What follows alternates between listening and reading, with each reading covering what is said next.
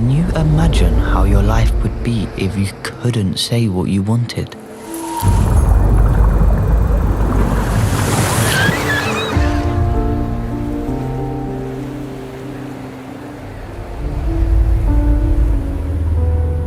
𝙁𝙍𝙊𝙑𝙄 makes a map of his mind. It's kind of poetry.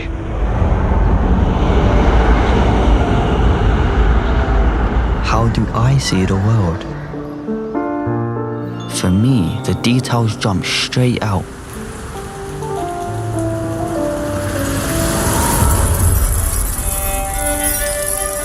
Inside my head, there isn't really such a big difference between what I was told just now and what I heard a long time ago. My mind is forever swaying this way and that.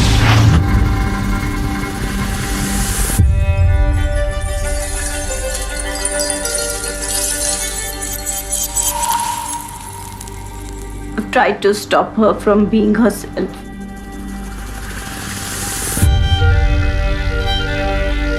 I think we can change the conversation around autism by being part of the conversation.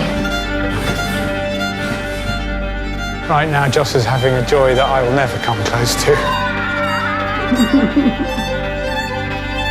To live my life as a human being, nothing is more important than being able to express myself.